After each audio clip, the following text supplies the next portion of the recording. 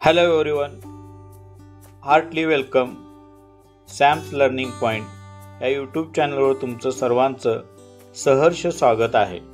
आज आपण अभ्यासणार आहोत इयत्ता 8वी इंग्लिश टेक्स्ट बुकमधील पोएम 1.1 बी द बेस्ट यावरील workshop. Be smart English workshop इथे आपण समजून घेऊया. क्वेश्चन नंबर फर्स्ट आहे, read the words name given below. Put the big sized bigger ones in the big circle and the smaller ones in the small circle.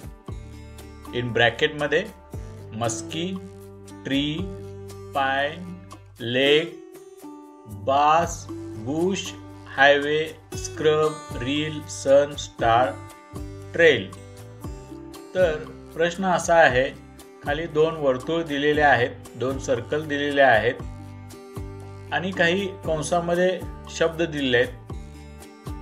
तर वर्तुळाच्या आकारानुसार आणि शब्दाच्या साईजनुसार ते वर्तुळामध्ये तुम्हाला ते फिल करायचं आहे, भरायचं आहे. म्हणजे जे बिगर असतील तर बिगर वर्तुळामध्ये येतील, जे स्मॉलर असतील, स्मॉलर वन्स असतील ते स्मॉलर वर्तुळामध्ये येतील. त्यांच्या आकारानुसार आणि त्यांच्या साईजनुसार आपल्याला हे दोन्ही वर्तुळ पूर्ण करायचं आहे. तर चला मग आपण याचं उत्तर लिहू. पहिल्या सर्कलमध्ये येतील small size, scrub, bass, reel, bush, star, trail. मध्ये येतील big size wise sun, highway, pine tree, lake आणि मस्की.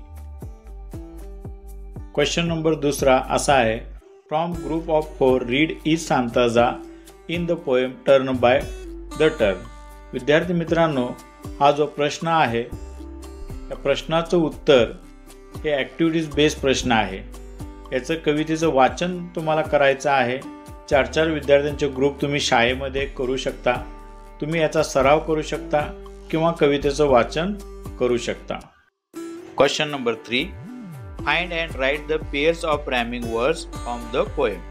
या कवितेमधील रॅमिंग वर्ड्स म्हणजे यमक जुळणारे पेअर्स, जोड्या शोधायच्या आहेत आणि ते लिहायचं आहे. याचा आन्सर असा असेल, A hill, reel, B grass, bass, C make, lake. Option D B tree, here, near, F star, are. Question number 4 असा आहे, complete the following with appropriate म्हणजे योग्य वर्ड्स किंवा phrases from the poem.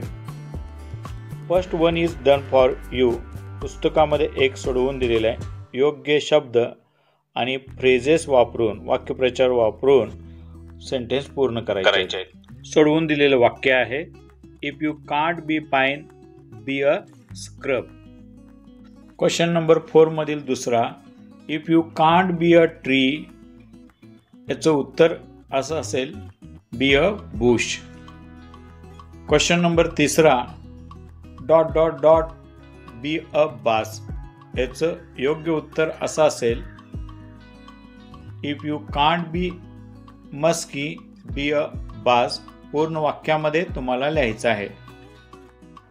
Question number 4 मधील 4 इथे आपण बघूया, if you can't be a captain, याचं योग्य उत्तर असं असेल, you can be in a crew. Next question 5 number, dot dot be a ट्रील.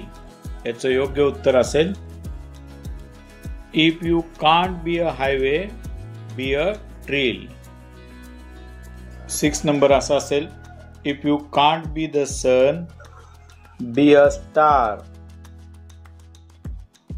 Question number 5, write whether the following are true or false. खाली जे सेंटेन्स दिलेले आहेत ते बरोबर आहेत का चुकीचं, याचं उत्तर आपल्याला द्यायचं आहे. क्वेश्चन नंबर 5 मधील फर्स्ट क्वेश्चन असा असेल, all must be the captain of the team. याचं उत्तर असं असेल, फॉल्स. क्वेश्चन नंबर दुसरा, a bit of grass can make the highway happier. याचा आन्सर असेल ट्रू. तिसरा question, we win or fail depending upon size और पोझिशन. याचं उत्तर false. A scrub is a pound at the top of the hill. Answer false. 5 number, if your work is not important don't do it. Answer false. 6 number, whatever job you have do your best. Answer true. आता शेवटचा प्रश्न बघूया. Question number 6, right an appreciation of the poem with the help of the point given below.